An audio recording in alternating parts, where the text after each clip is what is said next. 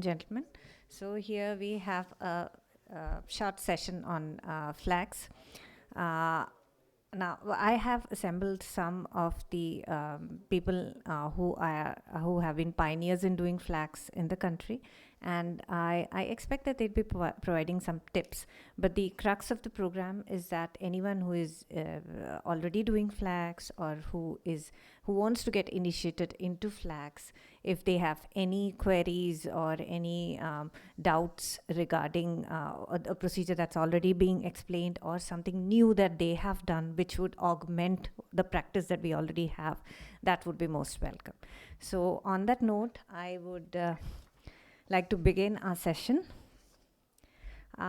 We'd go with the external incisions provided by during flags, both the corneal incisions for the procedure as well as the keratotomies that can be used during flags. Thank you.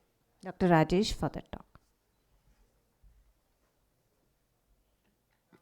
Thank you, Dr. Swapna, for including me in this interesting session. I'll be talking about optimizing corneal incisions in flags. So there are various queries when you think about incision, like type of incision, how to be accurate in its position. That's very important. Why do we need it? How different it is from blade-assisted incision? What are the advantages? What are the additional incisions that we put? So let us discuss each of these separately. So type of incisions that we do by femtosecond laser is the main port, the side ports, and the arcuate incisions for astigmatic correction, as just now Dr. Swapna was mentioning. And why do we need it? Well, we don't compulsorily need it because some of the platforms, they don't use the femtosecond laser for incisions. But there are platforms which provide very good incisions, and I don't have any financial interest, but I'm using LensX, and the incisions are probably the best with the LensX. So that is what I'll be talking about. But yes, there are some advantages of flax-related incision, and that's what I will be telling. Because when you are making a manual incision, sometimes you can have a premature entry, a short tunnel length. That is one. There's less control on the planes of the incisions, and you have different blades. You use differently, or although it should not be done, but if one blade has been used for multiple cases, then again the performance will dip down. So all these factors are there, but when you're using a femtosecond laser, then all those factors are taken care of. And so the key is that what is the location, where should be the opening, how should be the sealing, and that is what we have to think about, we have to discuss about. And so when we are doing the incision with femtosecond laser, the most important thing is there should be a proper docking. Now, good docking means that 360-degree limbus should be visible, because if there's any tilt, then 360-degree limbus will not be visible. And then in that case, the incision may be wrongly placed. That is an important thing. Like, for example, you can see here, you can see the 360-degree limbus visible here. But sometimes what happens that because of tilt, the other part of the limbus is not visible. You cannot see that. And as you can see here, if 360-degree limbus is visible, then you can actually plan an incision absolutely where the vessels are finishing. So what we have to aim when we are doing a femtosecond laser incision, that we should be just anterior to the vessels. If we hit the vessels in that area, this means that it is not going to open up. It's going to create problems. So we should just be anterior to vessels. Sometimes you have some white ring kind of a thing anterior to the vessels, and many times the incision, if you consider that white ring as the limbus, as the guiding force, and you are going anterior to that, then you are too anterior. Now, if the globe is tilted, then in that case the incision may not be properly placed, and that's one important thing. And what we have to see, that this white line, which is line falling perpendicular, this white line should be in the area of angle and not here. That is the key. I'll just show that. So you can see here, this is the incision that has been placed here. The vessels are ending here. So the incision should be moved a little posteriorly from here. because you just want to clear the vessels. You don't want to clear the white line. That is the key. And as you can see here, if you're clearing just the white line, then you are too anterior. So in such a case, what you have to do is that you have to shift the incision a little posteriorly. You are just clearing the blood vessels just anterior to it. And I'll just show the small video clip how incision should be placed. So what we are doing here is that we are shifting this a little posteriorly, because this is the whitening. Anybody can feel that this is the limbus, but what the guide should be blood vessel. That is most important thing. So if we keep that as a guide, then in that case the incision will be all very appropriate. And you can see here this white line is at the angle. It is not anteriorly. So if it's at the angle, then this means that the incision placement is absolutely fine. And as far as location is concerned, mostly we all prefer temporal location, because superiorly there's issue of neovascularization, pannus, eyes rolling up, so many issues are there. And that is why we prefer the temporal, because you have more clearance. Now, sometimes you have a double-headed pterygium, because pterygium, if you have, mostly it will be nasal and you won't make an incision nasally. But if you have a double-headed pterygium, in that case it's an issue, and then in that case, there are two options. You have to look for it, whether you want to remove the pterygium first if it's causing significant astigmatism.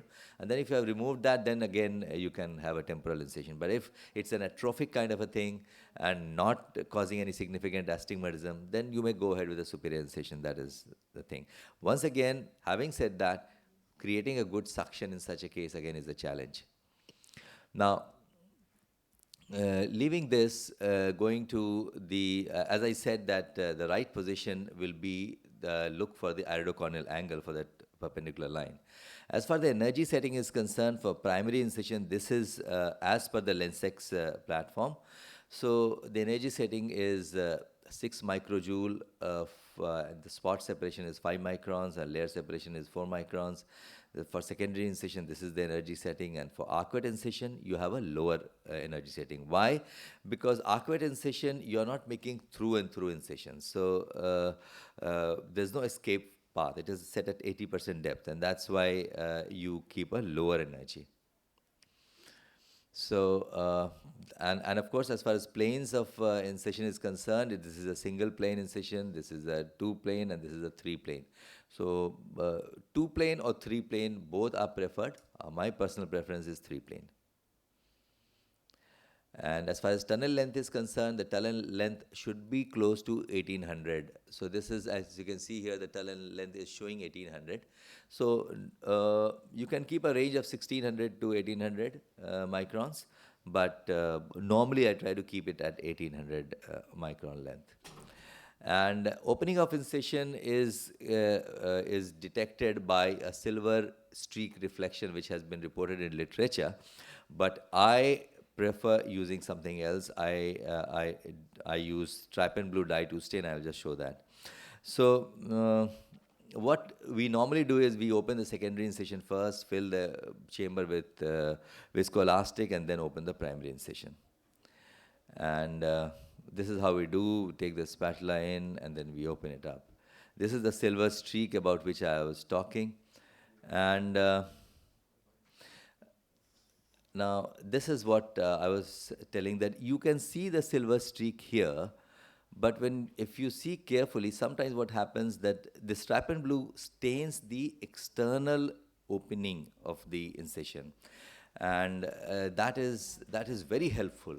It has never failed, and I don't have to meddle with the tissue too much. So you exactly see the stained area, go with the spatula in, and you can open it up. Once you have opened the side port, inject viscoelastic, and then after that, you open the main port. Again, as you can see here, the silver streak which has been described in literature is just anterior to the stained line. So sometimes it may be fallacious. So as you can see here, using the spatula through the stained line is something which is useful. I've just sent a small technique for publication in a journal. Then arcuate incision again can be opened up by a spatula, any spatula, or you can open it with a blunt Sinski hook as well, separate it. And the advantage of arcuate incision with femtosecond laser is that it is more predictable than the manual incision. And as far as sealing is concerned, it provides a very good sealing. Whenever you hydrate, the wound seals very well, and this is how it looks like in the AIOCT. It's a well-sealed wound. And there are studies which have shown some advantage of the femtosecond laser incision over the manual incision. And there's a better tunnel morphology, and that also has an advantage on long term, because if the tunnel morphology is good, then there won't be any irregularity caused by the healing of that tunnel. So in summary, both manual as well as femtosecond laser incisions have optimal result, but there's greater precision of tunnel length in femtosecond laser. And as I said, use limbal vessels as landmark to place the incision, and be careful for not to be too anterior. That's the common mistake that happens. And of course, if you fail by femtosecond laser, keratome is always an option. So thank you very much for your patient listening. Thank you, Dr. Rajesh. What I'd like you to stress on now is, are there cases in which you would not like to make corneal incisions as a part of the femtosecond procedure, and or you have planned and then you have decided to scrap the incisions off and continue with the rest? Yeah. You already mentioned the pterygium case besides. Yeah. So if there is of course, in pterygium cases or wherein you are not having a proper section, then it's a different issue altogether. But as far as not planning an incision, I don't do that, because with Lensex, the incisions are made very well. So I always plan an incision. But yes, at times what happens that if you have a very thick arcus, or if you have in order to be absolutely perfect at the limbal area, just clearing the blood vessel, sometimes you tend to go a little posteriorly, and then it doesn't happen, it doesn't open. So that is one area wherein I have to use I have to use a keratome. But this happens very uncommonly, because once you are used to it, you exactly know that you are clearing the blood vessel, so it will definitely open up. And all the location, etc., if you have titrated well, it opens up I would say in majority of cases. But yes, no, I won't say that in 100% of cases you can open all the incisions. Sometimes if it happens, then you have the keratome with you. But I plan in all the cases. Yeah, that I think the take-home message from that is that earlier we used to have incisions that used to be slightly forward into the clear cornea, and that's why there was a phase when incisions got unpopular. But then the Lensex actually refined its software, and it started getting backwards. Yeah. Yes, sir. Yeah, just coming to that one. Yeah. Using the Cataract platform. Yeah. That's why it gives a problem. If we do it anterior, because you are showing posteriorly. Yeah.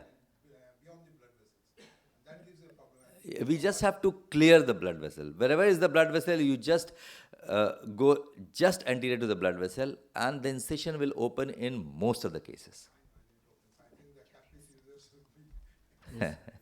So, ma'am, if I can ask a quick question on arcuates, sir. I mean, we do definitely use arcuates, but do you use any cutoffs as to till what diopter of astigmatism you do use an arcuate, when you would switch to a toric IOL? And what nomograms do you follow? Just the Varion or Donenfeld modified? What do you use? See, to tell you frankly, whenever there is a significant astigmatism wherein a toric IOL is indicated, I would use a toric IOL. I will not use an arcuate incision. And again, if a patient has to undergo a multifocal implant and there is some toricity, I will go for a multifocal toric IOL. I will not use a arcuate incision. But yes, somebody who is undergoing this femtosecond laser cataract surgery, and then with a monofocal lens or an eye-hands kind of a thing or any other thing, and he has some astigmatism, something like maybe 1 diopter or so, then I may go for a arcuate incision. But I don't depend on arcuate incision for controlling the astigmatism. It's the toric IOL which gives much better result than any arcuate incision, either by femto or by manual. Because often we are faced with a situation where patient wants a multifocal, but has a 0.75 to 1 diopter astigmatism. and then toric multifocal, LRCS, cost also builds up, sir. Yeah. So would you, in those cases, just to reduce the cost for the patient, do arcuates, or you would say better to stick to a toric multifocal even for lower astigmatisms? No, I would, in order to correct for astigmatism, if I'm thinking for correcting for astigmatism, for threshold for monofocal lens, it will be 1 diopter, and for threshold for multifocal lens, it will be lower, 0.75. So if I have to correct for astigmatism, I will use toric implant. I will not depend on arcuates by femto or by manual or anything. Yes, so regarding your question, sir, irrespective of platform, let's call it platform A, platform B, whatever. So is it that there's only a spacing of the incision which is a problem? Is there any difficulty in opening the incision, or is it a small? Difficulty in opening, because by the time in the catalyst, by the time you come I to the know. incision, there will be I think, yeah. it doesn't happen. We have both. I think most catalyst users don't make incisions, and most Lensex users make incisions, because that platform is more robust for incisions also.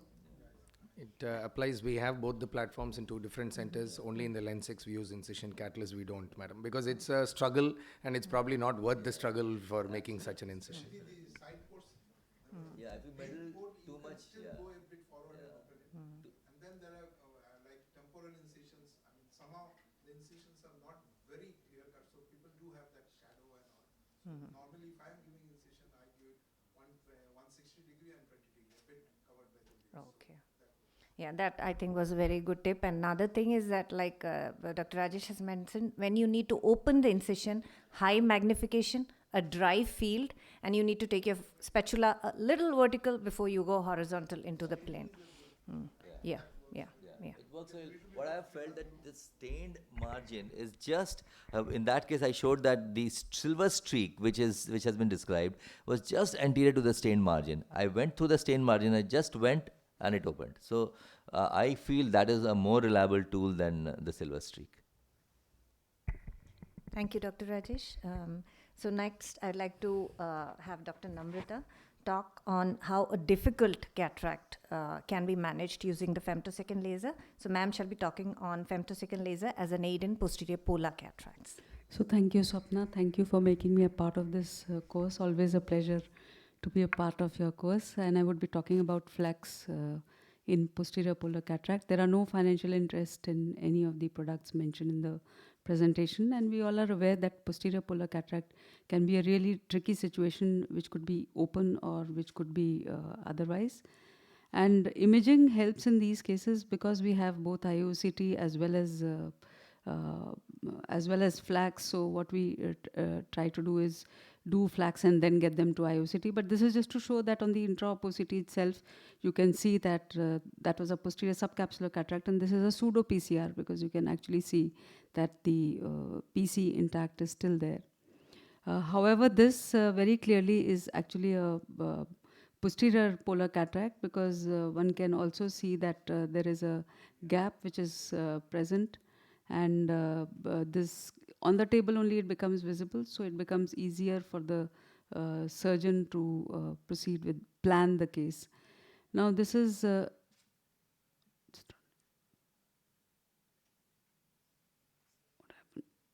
again a posterior polar cataract, but then this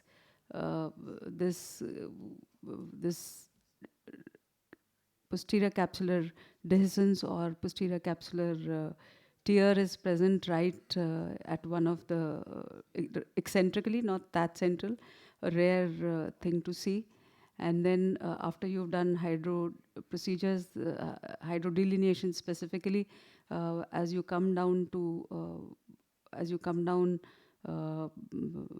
do your nuclear emulsification and cortical aspiration, you have to keep putting viscoelastic so that there is no vitreous which comes from that area, and the margins are quite well defined. And then with the opacity such as this or with the rent such as this, one can very easily put an intraocular lens in the bag.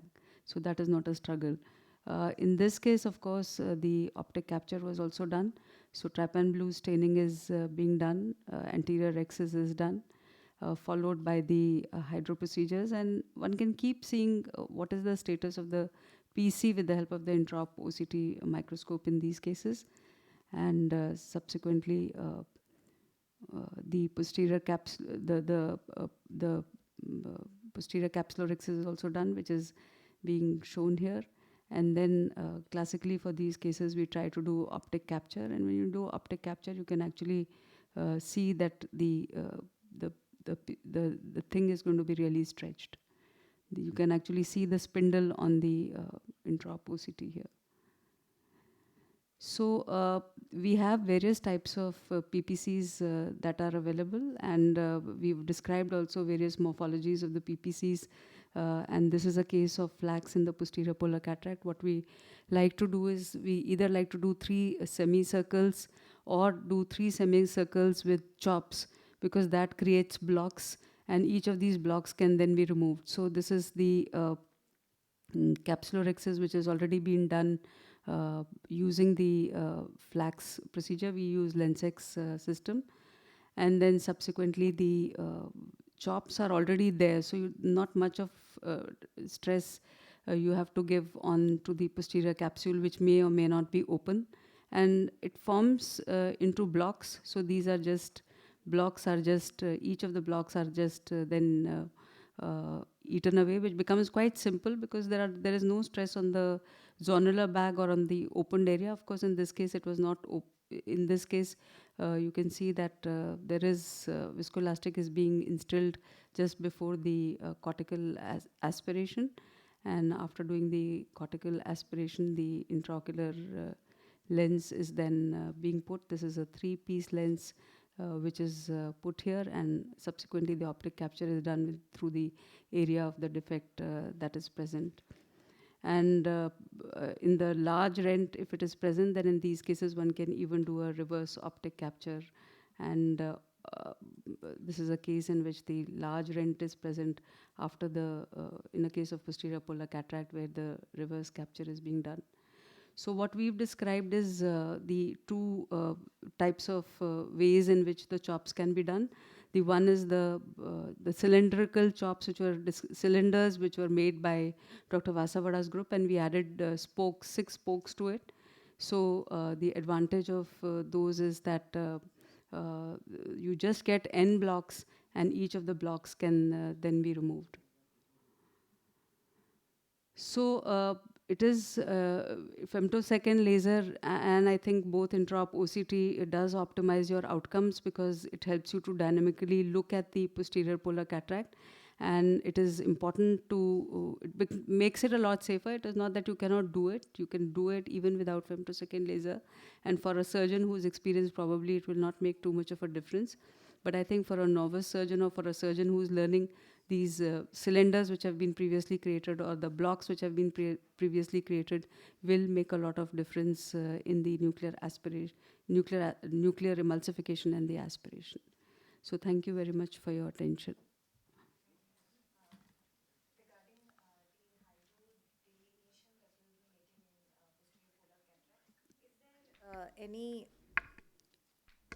Is there any hindrance by the air bubbles that are formed during the laser process when this happens, or should there be caution? How does it go?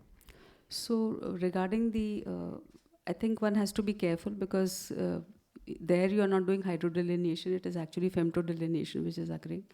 And that itself helps because you don't have to do too much of, don't have to put too much of fluid there.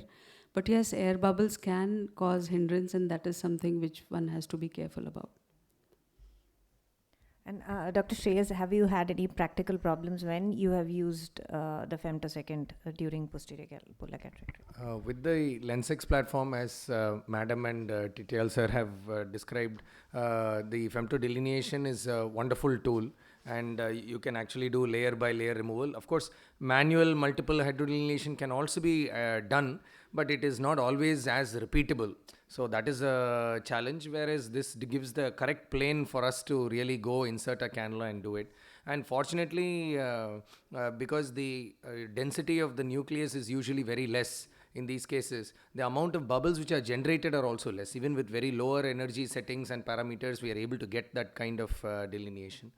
The only thing is with the Catalyst platform, we don't have that concentric rings. So in those cases, I prefer not to do a softening and only do segments, that is sectants. So that helps in a way that you still have a very clear view of your plane, because if softening is done, sometimes it becomes difficult to do your subsequent hydrodelineation. The plane of cleavage of your air bubble becomes a difficulty. That's a practical challenge I've felt. So if I'm doing, I just do only sextants for PPC cases. Any questions? Rather, I do the opposite. I've been doing this for the softer PPCs. I do 500 micron dose.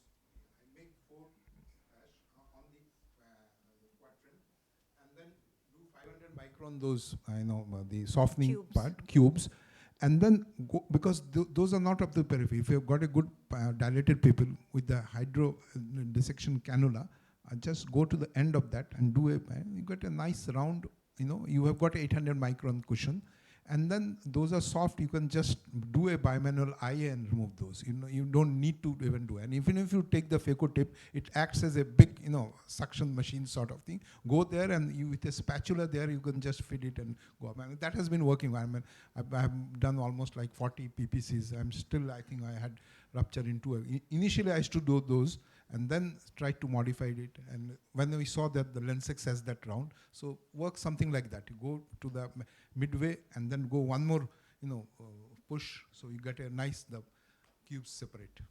Thank you for the tip, sir. Yeah.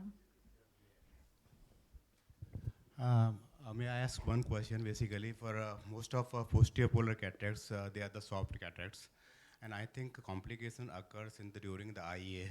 So I can't understand how like femto is going to help in that way, because most of your nucleus part is far away from that PCR. Number 2, in this IOCT makes sense because some PPC have pre-existing rents. So I'm doing quite a lot of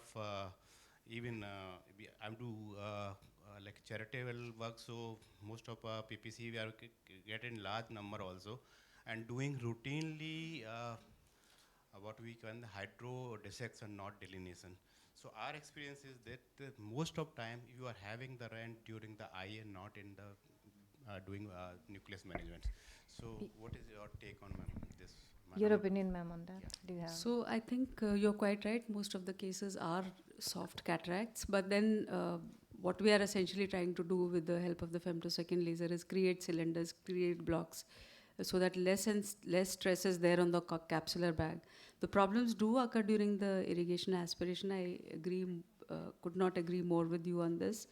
But it just helps to, for those cases which are not so soft, and for those cases which are very hard, and you don't even know that there's a posterior polar cataract there. Sometimes we've had situations like that also. So I think in those cases it really makes a difference. Flex really makes a difference. Even if you just do sextants for a hard cataract, which you don't know is a posterior polar and will turn out to be posterior polar, I think it makes a lot of difference for those cases. And also for cases which are moderately hard or not so soft, it makes a difference. Of course, like I said, for experienced surgeon, it probably will not make that much of a difference. You would get away with either ways, flax or no flax. No, my one fundamental. No, I agree with you completely. That irrigation aspiration you are saying is a more critical or a crucial time when problems will occur. One thing more, because the nucleus is far away from that defect, and most of time we are having the cortical plate in between. So, yeah, so even if you are not having a femtosecond, if you are doing some SICS work, then you can manipulate that nucleus and take it later outside. So definitely. But even intraoperative OCT is quite helpful in this. Yeah. Yeah. So in the flax, if you see, all of them do have a OCT image. We don't have I didn't put that here. The image of the intraop OCT, but it is there. Although the resolution may not be that great, but it is definitely there. Other than the live OCT you're talking about, Yeah. the other inbuilt one. Inbuilt OCT in the flax machine also has a. That is the advantage, real advantage. I think Dr. The Group has point already that published, no? yeah, Gitansha has already published. yeah, this thing and the fact I think we are all trying to stress here is when you do a hydrodelineation manually, we find that there is a lot of difficulty for beginners to take the rest of the epinuclear part out without disturbing the capsule. Whereas when you do making cylinders or wedges, there is so much of pneumodissection happening besides the passing of fluid. I mean, you don't need to pass as much fluid as would endanger the capsule. So it loosens up that quite a bit. I mean, even without passing fluid, you're sometimes able to rotate the whole thing. And so it is that nuclear aspect which is controlled by the femtosecond laser, definitely not the IA part. There you have to be careful. Even if your PC is not ruptured, a rough IA can cause it to rupture. But in cases where you cannot have a view, for example, in a mature cataract, would you recommend a B scan which might show a posterior capsular dehiscence? So immersion scan possibly may show a posterior capsule dehiscence, but yeah, that is the way if you don't have a ASOCT to look at it. Okay, Thank you, ma'am. Thank you very much for that comprehensive talk, which encompassed a lot of features regarding the posterior polar cataract. Next, we come to Dr. Shreyas's talk. He'd be talking about the advantages and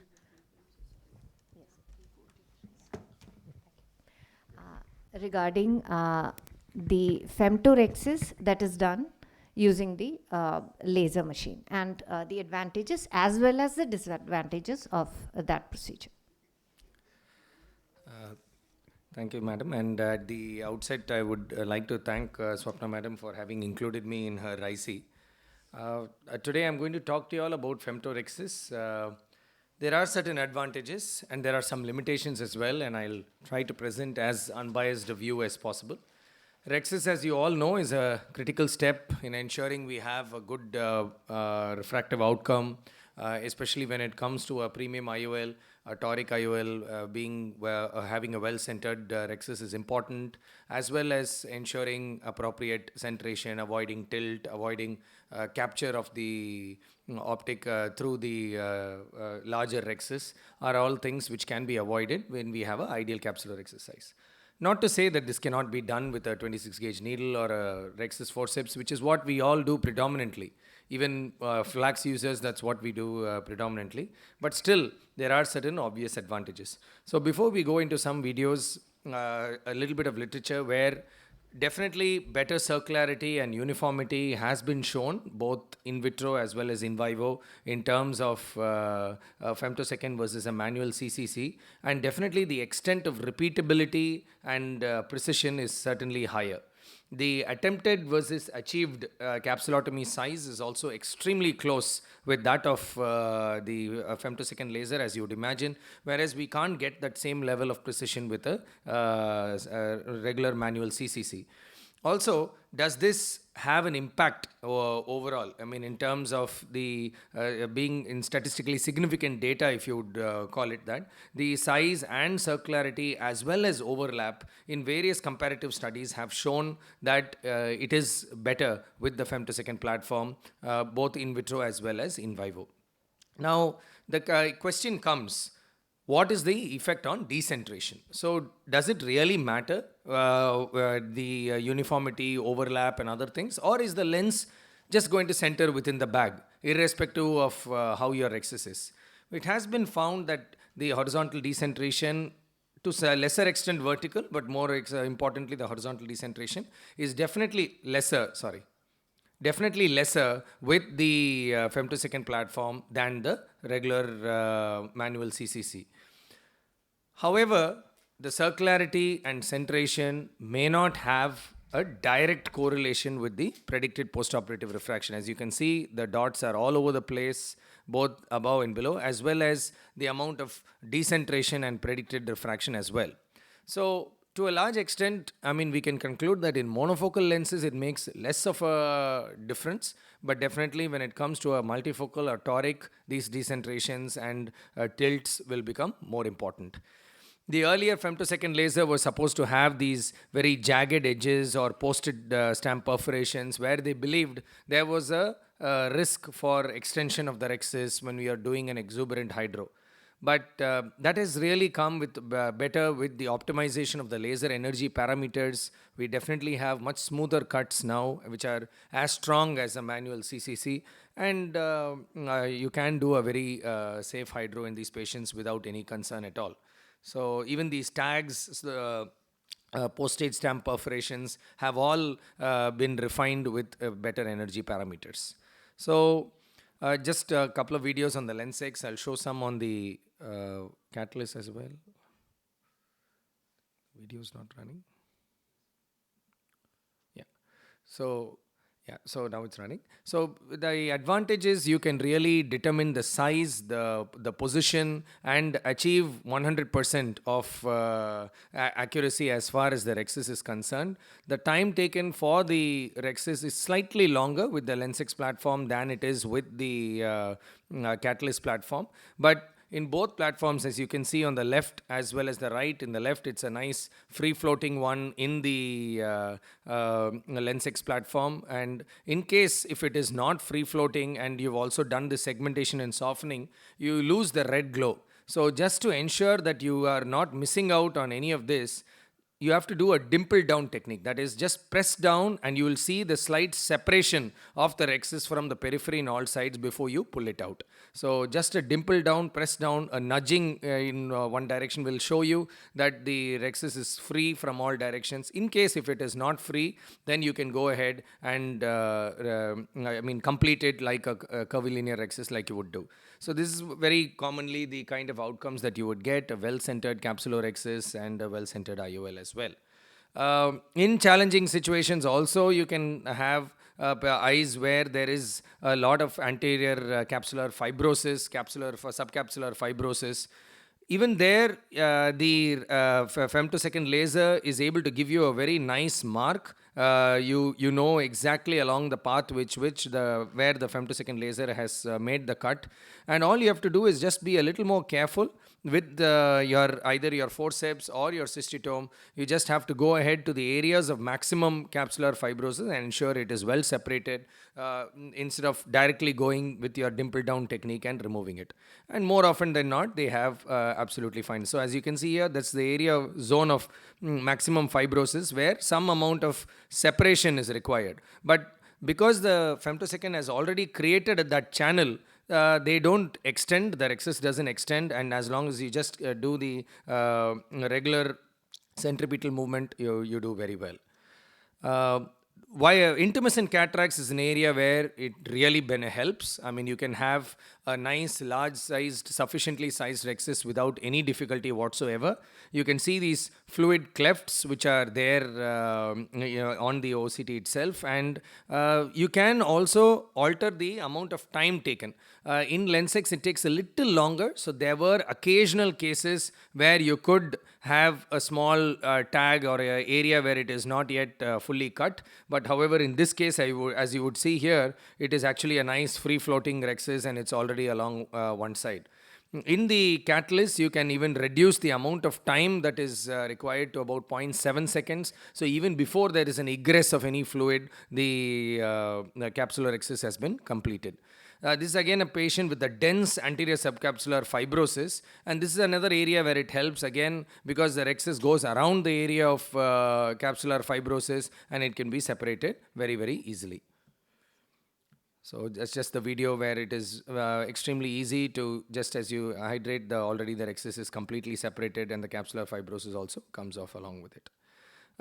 These are again challenging situations where it really, really helps, where essentially the most difficult thing in a subluxated cataract is the rexus itself. So once the rexus is made, life becomes a lot easier. You can go ahead and remove the rexus, put in your capsular hooks and CTR, and then go ahead with the rest of the surgery very, very easily.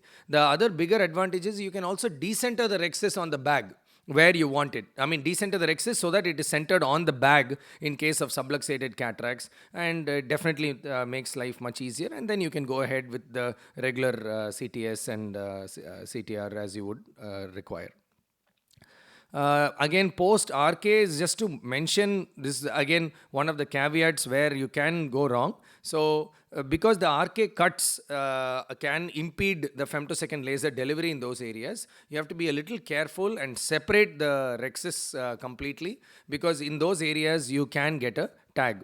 Now this is a 8-cut RK. I think I had a 4-cut RK. Maybe I've not removed it, where I thought it was just 4 cuts, everything else is gone off well, just removed the rexus without really taking adequate care, and there was a small tag in that area which caused a small extension. Fortunately, it didn't extend into the PC, but then that is something which needs to be kept in mind. Is again post ICL. Again, what we have to do is increase the offset and make it a little more posterior offset, as the sometimes the laser focus might actually create an impression on the ICL rather than on the anterior surface of the lens. So minor adjustments might be required. But after that, once the parameters have been adjusted, the focusing has been adjusted, the outcomes are just as good even in post-ICL cases as it is with the regular cases. As you would see, already the rexus has been completed, but the focusing can be a little altered. This is one of the very first cases, but subsequently we have increased the offset and made it a little more posterior, and that also improves the outcomes. This is just a video with an Intax. Again, the Intax segment, the edge of the Intax segment can also affect the focusing of the laser, whereby the rexus can be affected. And again, it needs to be separated nicely before you go ahead with the cataract surgery. The disadvantage, a couple of minutes, I'll just quickly finish the disadvantages, where in small pupil is really the only area where a femtosecond rexus is a slight disadvantage. So one thing is the femtosecond laser delivery itself can induce some amount of meiosis, and nicely dilated pupil at the time of dock on table looks a little smaller. Yes, it does dilate with adrenaline, but one of the reasons is there is an intraoperative meiosis because there's some release of prostaglandins which causes a reduction in the pupillary diameter and some amount of pupillary meiosis after the femtosecond laser delivery. This is very well documented. Factors which increase the meiosis are increased fragmentation time, more energy which is being used, and the lag time of greater than 40 minutes. You would think that suction would actually have an effect on causing some amount of meiosis, but it really doesn't, and there is even the duration of suction doesn't seem to have an effect on the amount of meiosis, it doesn't seem to correlate. I'll just go on to the... So some of the ways which you can adjust is either you can manually adjust the size of the rexus. One of the advantages in the LensX platform is you can just be 0.1 millimeter away from the pupils. But whereas in the Catalyst platform, it allows you only to have a minimum of 0.5. So because it's 0.5, you lose almost a 1 millimeter in terms of diameter. So if you have a 5 mm pupil, you get only a 4 mm rexus. So what you can do is you can manually slightly adjust the pupillary size to go closer to the border, and also use what we call the pupil maximized function, wherein it tries to maximize and center the rexus to the available dilatation of the pupil, even if there is a slightly eccentric dilatation in the pupil. So these are a couple of things that you can do. Cases have reported of using iris hooks as well as Malugin rings in the OR, and then going ahead and doing the laser dock. We haven't done it because we don't have it within the same OR, but if in center you have the laser machine and your operating microscope within the same OR, then yes, you could do that as well. Yes, you have to maintain sterility, and that's one of the challenges as you're opening the AC. Also, the low suction pressure in these modern day devices ensures there's no collapse of the anterior chamber. But some things we have to keep in mind is we need to have a uniform refractive index for the laser focusing and laser delivery to happen. So either the chamber should be entirely saline or entirely uniformly filled with viscoelastic. So both these have found to be good, and again, whatever you're filling should be in room temperature, and increase the offsets a little bit so that you don't have any incomplete tags, and use the dimple down technique. This is just one example where they have shown that there is a tag which has formed an incomplete rexus, possibly because of the non-uniform focusing of the laser. Thank you so much for your kind attention. Thank you, Dr. Shreyas. Is there any modification you would like to make in your Rexis for a hypermature cataract or a hard cataract? Any changes? You can use the mic over here. So, hard cataract, not as much, madam. I mean, if it is brown or black nuclear cataract also, Rexis maybe we can make it slightly larger, just more for the ease of the surgery. But other than that, not so much for hard cataract. But in Morganian cataracts or in intumescent cataracts, where the chance of some egress of fluid can cause, before the laser delivery is completed, can cause the Rexis to extend. In those areas, trying to reduce the amount of laser delivery time is useful. Yes, there can be small areas where you may have some uncut areas, but you can stain and then just go ahead and remove it, rather than having the risk of extension in those cases.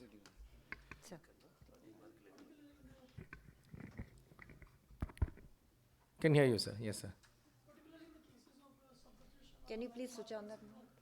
How to center that pupillary capsular axis? Because usually in open we are usually pull the lens and then we In what cases, sir? In the subluxated cataracts. Marfan's particularly. Sir, if it is so subluxated that it is not even visible within the pupillary axis, then yes, it is difficult. But What you have shown, that is not in the case which was shown, sir, because also fortunately the so much pupillary center. dilatation was very good.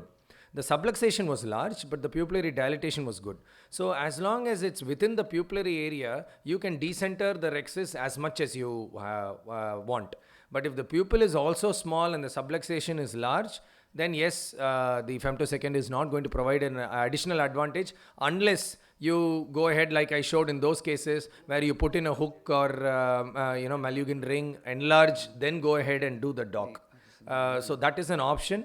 We don't do it because ours is not within the same theater room. We have to shift the Do patient. you have a tried of a 2 millimeter axis for the whatever is available, and then because it's always a soft cataracts, so then you extend the axis manually.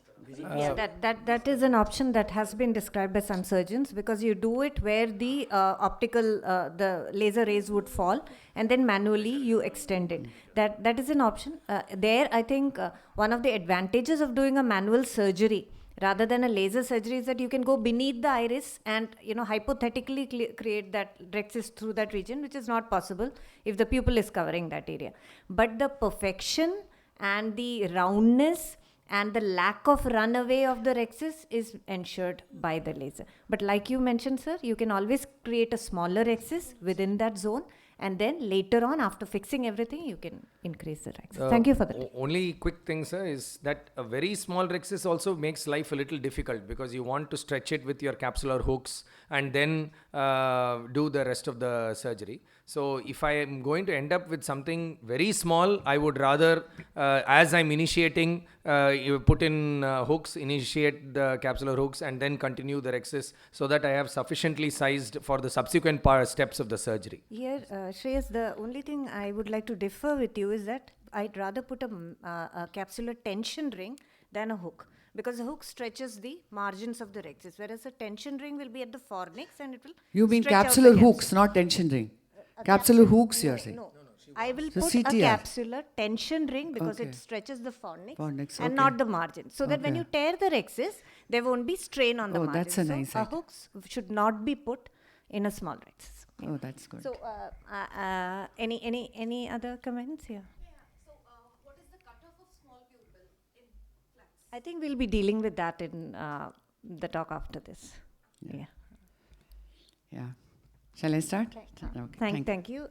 Thank you, Shreyas. We go on to Dr. Chitra Ramamurthy, who shall be talking about another type of difficult cataract that can be managed by flax, namely the hard and the mature ones. Thank you very much, Dr. Swapna. It's always a delight to be a part of your course and delight to oblige you at any point of time. And without delay, I'll talk about femto cataract. 1 minute. Screen बड़ा नहीं हो रहा है.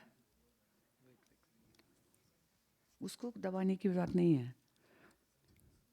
इसको बड़ा करना है शायद. So, I shall be dealing on femtocataracts on a hard cataract situation. So literally, I believe it's like going through a small tunnel. Am I heard? I think I should volume thora kam karna. You stand here, please, for a minute.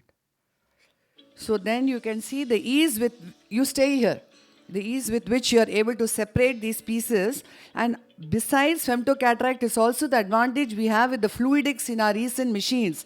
Another important thing is you can increase the number of cubes from 200 micron to 500, but of course that delays the treatment time of the passing of the femto disruption, but then it makes it so much easier to gobble up all the fragments, and it's just like makes the surgery so much more premium because the manipulation is significantly less. Now this is again a similar case where I have created more grids in this cataract, though I think I could have done away with less, but sometimes the challenge is you may have to stain the capsule because you're not able to visualize the free floating axis. Very, very important to do a good hydro as you would do in any mature hard cataract. The rotation is very critical. Sometimes, yes, you may find that you need to actually use a greater vacuum to prise apart the fragment. It may not be complete separation at all times, but the big advantage is you don't have to use any ultrasound energy. Like sometimes I would like to put a longitudinal punch to get a hold on the fragment. That and all is absolutely not necessary. No gymnastics is necessary, and you are just able to use just that amount of mechanical force to separate the thing. And then, of course, beyond that, it's all about your surgical skill. It definitely has to play a major role, bringing down the parameters as you are coming to the last fragments. As we know that the posterior capsule can get floppy in these hard cataracts. Cortex removal is a bit of a challenge because it gets vertically cut. So you need to get your right kind of approach, which you learn in a couple of cases. And then you know exactly how to go and get the cortex out of the capsule of ornicis. And then, of course, you would polish it as and when indicated. I might not want to polish it if it is a toric IOL because I would want it to adhere to prevent a IOL rotation. And then, of course, placing the IOL in the bag and placing the haptics. And if it's a premium IOL, whatever the case, the advantage here is you get a centered rexis, and I would center it on the capsular bag on the Catalyst platform, which ensures that it's absolute center to the capsular bag. Now this is a total mature and intumescent also. So then of course here I would like to stain, because what happens when you make a rupture, the level of the capsule alters. So you might have some capsular tags, some tissue bridges which are not cut. So you need to use a cystotome to ensure that you've actually separated it. You're not end up doing on a femtocataract and have a rexis extension. Here again there is that small tag which I'm using a scissors to forceps to peel it off, because I don't want any weak area, because I know there's going to be manipulation, and in a total cataract, because it's opaque, you are not able to get your grooves, but these are often flocculent, and these total cataracts, unlike the harder ones, you are able to get away with it, that you are able to easily use your manual techniques, which is anyway always there to come to play. So, and then of course your removal of viscoelastic and going in front and behind the lens. So I'm not able to because it's a video, I'm not able to take you fast forward. And now this is a case of a small pupil, which was well discussed by Dr. Shreyash. So besides the cyclotorsion compensation which occurs, we can manually enlarge the rexis to come within 100 micron. Till then it was not going to hit, and you can use your anterior sagittal curvature and axial maps to further ensure that it is not close to the iris. And some of these small pupils could even come with dense cataracts. So increase the offset to just 500 microns, which you do in these cases of harder cataracts, because you want a through and through cleavage of the nuclear fragment, and the challenge is you're operating in a very small area. So that has to be kept in mind. And again, you need to ensure that some of these eyes, when there are too many grids and cubes created, you need to use your cystotome to ensure you're doing it. And in a small eye and a shallow anterior chamber, you need to be very use hydrodissections, but you should keep decompressing, because there's some amount of pneumodissection which has also occurred, and the pupil is small and there's a lot of cavitation bubble. Very rarely, theoretically, you could have a capsule blowout, so we don't want to get ourselves caught into some of these situations. But having said that, the ease with which once you get hold of one fragment, then all of them come folding, and a pupil has got smaller. But this is one case when I would not want to use an iris hook. I would definitely be bold enough to manage without it. Maybe, if at all, the only challenge in a small pupil femtocataract is removing the cortex, because you do like to visualize your cortex. But then, having said that, when major part of the surgery is done with ease, you find that it's absolutely no problem, and all you need to do is just retract the pupil to see whether the cortex is removed, retract the pupil to see whether the toric IOL is well aligned. But this really is a bailout for us when we are on a femtocataract platform. Now, this is a case of a traumatic cataract with a fibrosed capsule. So I plan to have my rhexis beyond the presence of the area of fibrosis. Of course, I'm not too sure, but I made it a little larger. And then, of course, and I had to stain it with dye. And I was pretty sure that in one portion, the fibrous capsule would not get cut. But I would like to maximize as much of the curvilinear cut which is provided by the femtocataract platform. I do try to pull it a little more than is necessary, but I know I'll end up with a zonular dialysis. And in a traumatic cataract, you never know, an area of zonular weakness could be just sitting right there. So I used, crudely, I go in and take my Vana scissors, but try to cut it in a curvilinear fashion, at least as long as there are no obvious weak tags and all that. I do a hydro, I brace myself. This is a brown-black cataract, so I'm going to have a tough step forward. But then, as I just touch it, I realize just one brownish disc, and discolored because of the trauma before, and then in no time on the flip mode itself, it's done. So then I try to remove the adhesions in the posterior capsule to the rhexis. I realized that the posterior capsule is so friable, and I tried 1 or 2 times to do some kind of a polishing, and I realized it's redundant, and iatrogenically create a PCR, because I know this is not going to be a platform where I could place a bulky IOL on the capsular bag. And of course, I would stain it because I would want to be sure that there's no vitreous which has got missed out, nothing like a diluted trichord to do this. And then I enlarge the incision, I would balloon up the place in front of the rhexis, place a 3-piece IOL, and I could do, if it's a round pupil, I do an optic capture. Now, this was again another case of a traumatic cataract, and I decided to go on a femtocataract platform to at least be sure of some of the things, like, yes, I would get a good rhexis, and I would get a good nucleus disassembly, and some of these things are going to help me. But there was no obvious phacogenesis on slit lamp, and I felt that it's going to be a pretty cakewalk.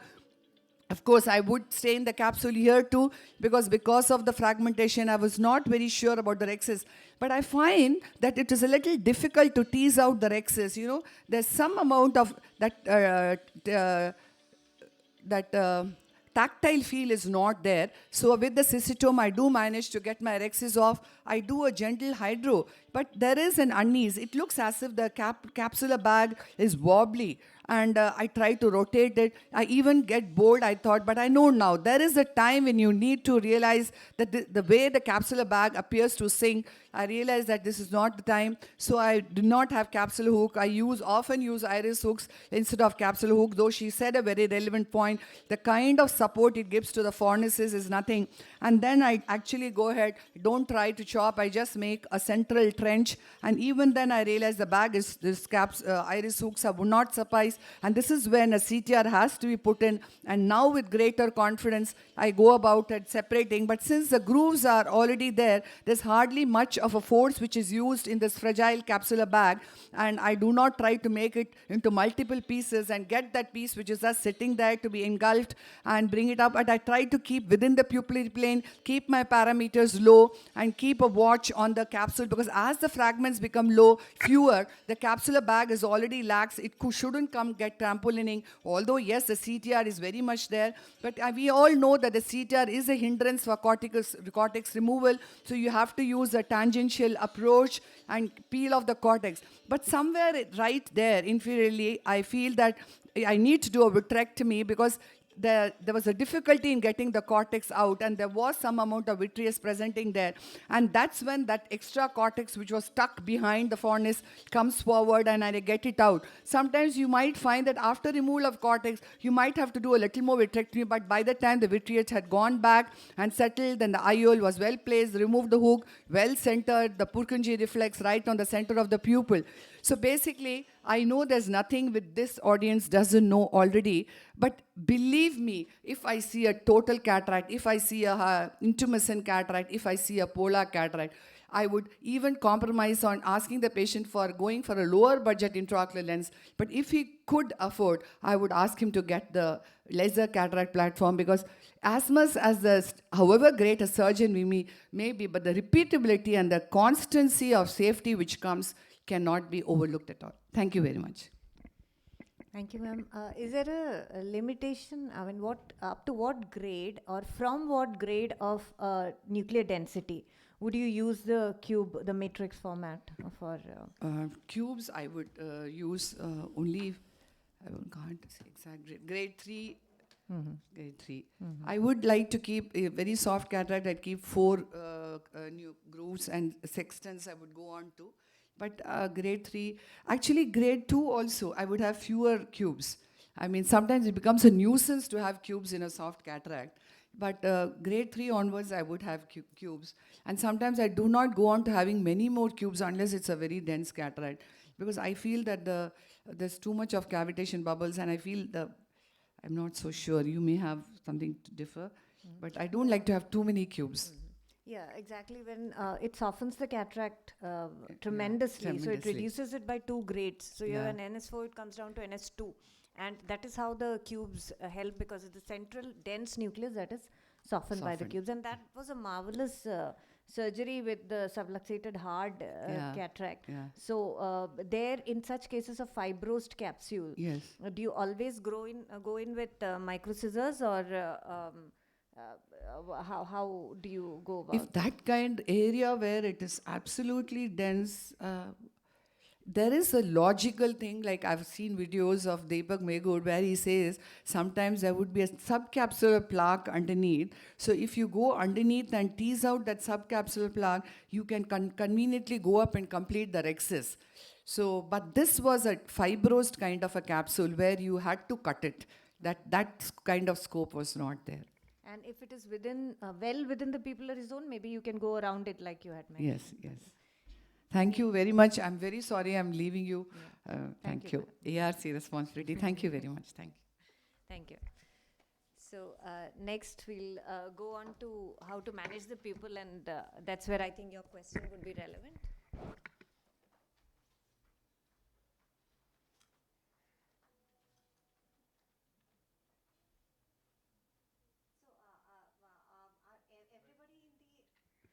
Audience into femto cataract, or is a part of the audience? Okay.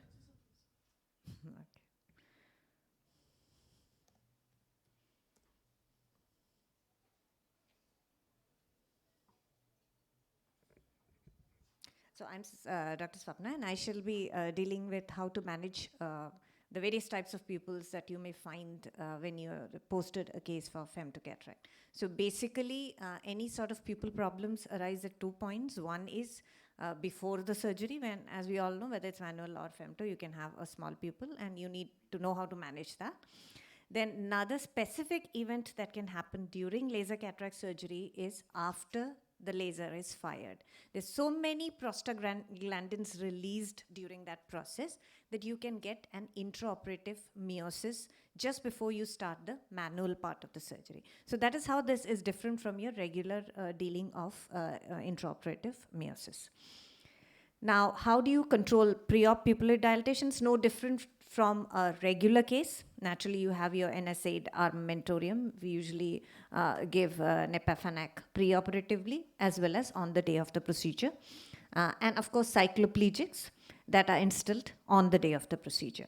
Intraoperative meiosis just after you enter the anterior chamber can also be controlled by using an intraoperative dilating agent. You have Ultra T plus by Sunways right now, or any form of lignocaine and epinephrine combination. Now, suppose you have a pupil distortion. Now, this is a surgery where the pupil is quite centered, though it's not very large. So, you just need to place your axis in the center.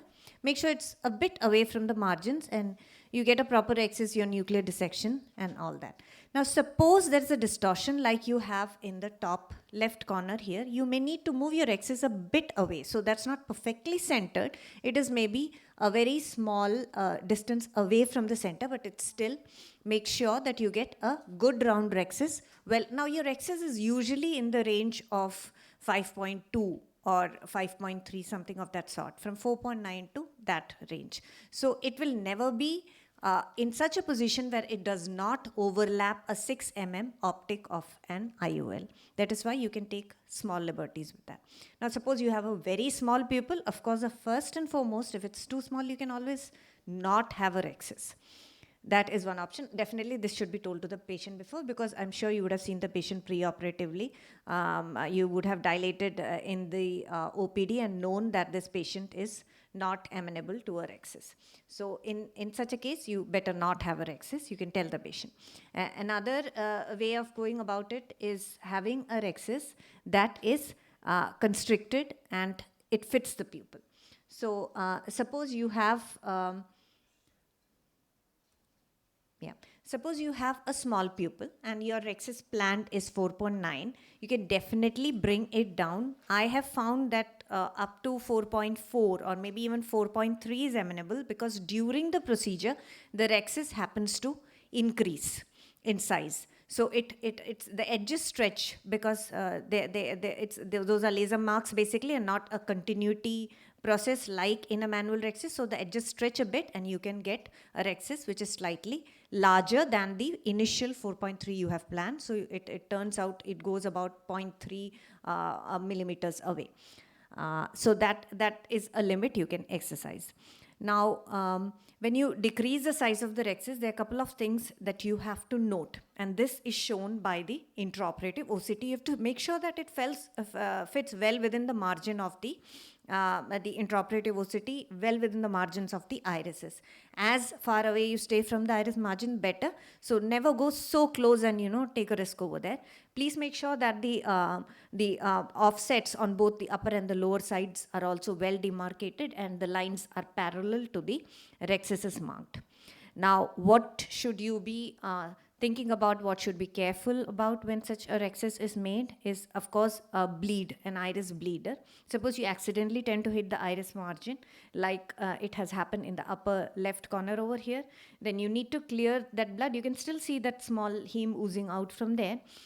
At the same time, you should also be aware that the underlying capsule may not be exactly dissected. So there you can see that there is a zone of rhexis which, even after manually completing that rhexis, has left a tag over there. So before you just pull out the rhexis that you assume because of the laser has been fully cut, it may be a good idea to just check to make sure that there are no tags. So here you can see that the entire rhexis flap has been taken out, but still there is a small tag left in that very zone where the iris bleeder was there. And that you need to go back and remove that tag, and please make sure that when you dissect that tag, your cut remains outside the spots of the laser marks, because otherwise again you're leaving a postage stamps type of margin over there, which is prone for further extension into a PCR. Now, this was mentioned earlier but not shown. So mechanical pupillary dilatation before a laser rhexis is also possible. This is done using a Malugin ring. So you need to take the patient into your OT and make an incision before you insert the Malugin ring. You can either keep the chamber inflated with saline or with viscoelastic. Both things have been done and lasers have been used. So here you can see that a Malugin ring is inserted. You cannot use iris hooks because iris hooks protrude out from the limbus and there won't be any applanation happening. You need to use Malugin's ring, and the incision needs to be sutured because we don't want any form of suction causing the incision to leak or any form of unsterile procedures happening there. So this now Shreyas had mentioned repeatedly, when you have it in the same OT you can do, but even when your OT is next door, right away from you, the same, you can also do the same procedure. You need to drape the patient more than once. Now, once a laser has taken place, if you have an intraoperative meiosis, that would be because the laser energy was too much. Now, it can happen in two ways. Either the laser energy programmed in was a bit more than what should have been used, or it was used for a longer duration, like especially when you make cubes, like was mentioned for the previous type of cataract, then you tend to expend more energy. The more energy you expend, the more cubes or more dissection, more planes you create. So when you make cubes, it's not as if the laser passes vertically, it also passes horizontally and creates those cubes. So you have multiple levels at which the laser acts, and this releases a lot of energy into the anterior chamber. Correspondingly, a lot of prostaglandins are released, and these start constricting the pupil. So that is one point you have to keep in mind. That is a price you pay for that. The second thing, if there is a delay in the laser pre-treatment, so earlier, I mean, when we began the laser long time back in 2013, then we used to actually do three patients at the laser and then transport one by them to the OT to do it. So this delay for the last patient would be around, let's say, 15 to 20 minutes or up to half an hour to reach the operating theater. So that sometimes used to constrict the pupil a lot. So that is something we have seen, which is now avoided because now we shift between the OTs and post the patients in such a manner. So between the pre-treatment with laser and the actual procedure being done, if there is a delay, there's a likelihood that the pupil would constrict drastically. And also, like I mentioned before, when the pupillary margin, the rexus margin is very close to the pupillary margin, not only is there a chance that you are likely to strike the pupillary margin, you can also cause a constriction of the pupillary margin inadvertently. How do you manage such a treatment problem when it arises on the table? Nowadays, the laser energies are programmed in such a way that there is rare intraoperative meiosis. The cases are posted in such a way that intraoperative meiosis is reduced a lot. But still, in case you happen to face it, then pharmacological management, like in all cases, is with a combination of lignocaine and epinephrine or tropicamide. And of course, mechanical devices can be used even at that time. Suppose you can open up your previous incision, reinsert the Malyugin ring, or you have a Malyugin ring already placed there, you can use continue with it. You can use any other form of treatment. But then the point here is that you're creating multiple incisions where you would have liked to stick with the 3 laser incisions that you have had. But then that if it is in the benefit of the patient, then that would be best. So to basically summarize, an ideal femtosecond cataract, even in a relatively small pupil like this, you would want the pupil to stretch all the way to the limbus and be well dilated. But even in a pupil like this, all these can be done perfectly, provided you have your initial corneal incisions placed right, you have your rexus placed a bit away from the margin. It may be centered on the lens rather than on the pupil, or maybe slightly decentered with all the limitations. And if all your nuclear chops are done properly in such a way that it goes all the way down, your offset is not too high so that you don't have a posterior shelf. So all these are related to the pupillary size. The better you view, the better you are able to perform the procedure. And of course, the intraoperative OCT that is associated with each and every machine that gives you an internal view of what is happening during all these processes. Thank you very much. So, what was that? Is your question answered or? Yeah, so I had a case actually. So the pre-dilatation was 7 millimeter. I posted it for it, and patient was on anti-prostrate drugs. So I gave him pre-operative homai for 3 days so that it doesn't come down during the surgery. But that led to pupillary dilatation, fatigue or what? I mean, on the day of the OT, it was just 4 millimeter. So even with pupillary maximization, the rexus size was just 4.5. And there was a hit on the pupillary margin. So again it came down. The thing was, during the surgery, it was a hard cataract. So with the lens, so I was using just a Sinskey hook, the rexus margin gave away. With the pressure of the nucleus while I was just taking it out. So this is what I want to understand with the audience. Like, does everyone use a pre-operative homide or atropine or homatropine? Do they face a pupillary fatigue on the day of the surgery? And like in hard cataracts, do you go for pupillary expanders always after femto? Can it be iris hooks? Because again, the patient is floppiness, and I wouldn't like to use a VX in those cases. So, like, what is the take of the hall and yours? Yeah, so one thing, what you mentioned correctly is that never use atropine or hometropine as a chronic method of pupillary dilatation, because then whatever you are applying intraoperatively fails to act on that pupil. All the receptors are blocked, so it's not going to act. And homide is a very weak pupillary dilator, to be honest. So the best method is intracameral injection, but that is after the laser is done. Now, before the laser is done, just you can actually keep a small wedge of cotton soaked with cyclopentolate or soaked with hometropine and tropicamide and block the punctum, so that it diffuses over a long time. So sometimes we do that. We keep a small cotton, a very, very small cotton, like maybe a part of what you take off from your cotton bud that you use for other applications. And then you block the punctum as well as put in all these drops and keep it there for some time. The patient can blink and close their eyes. Of course, paracaine is also instilled. So that may prolong the effect of tropicamide, may retain the solution inside the eye long enough without letting it go down the nasolacrimal duct. It may be fatiguing for the patient to actually block the duct himself or herself. And so that is one way you can go. But still, there are some pupils that wouldn't dilate. And if that is 4 mm or less, I would suggest you don't go in for the rexis. Don't go in for any of the other procedures that involve the nucleus. You have to tell the patient on the table that all I can do is laser-assisted incision, and correspondingly, you want to change the charges, you do that as well. But please don't go ahead with the rest of it, because then you have to convert into a manual surgery with the iris hooks or rings or whatever you're comfortable with.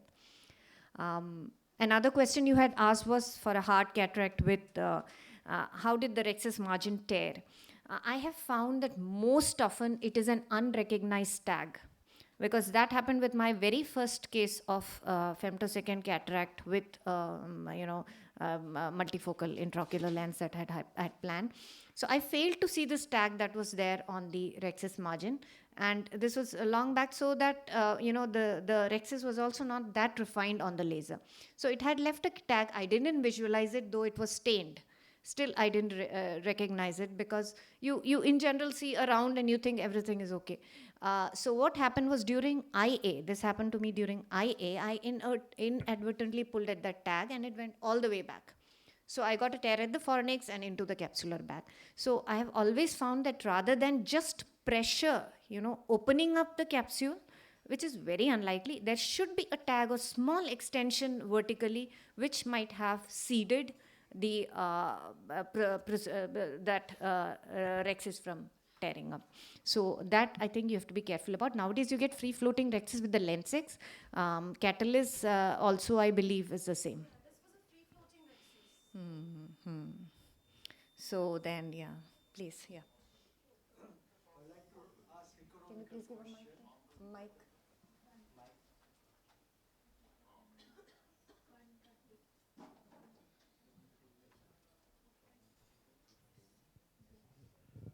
I'd like to ask the financial questions. With compared to normal phacoemulsification premium lens and femtosecond, what is the price difference, or what is the break-even? Yeah, so let's talk about an Microsoft IQ IOL with a normal package. That would usually come to around 47,000, around 45 to 50,000, let's place it that way. So usually for a femtosecond cataract, along with the same IOL, you add a 60% premium, 60,000 premium. So yeah, so what happens is that would overall amount to so this was let's say besides the lens cost, this would amount to 60. So it would end up being around 80 to 85,000. For that is in general the policy followed. It varies from hospital to hospital. And there are places where if the surgeon is very experienced, the charges go up drastically, and otherwise also. But what in general is recommended all over is addition of a 60,000 premium for the Lensex procedure. Yes.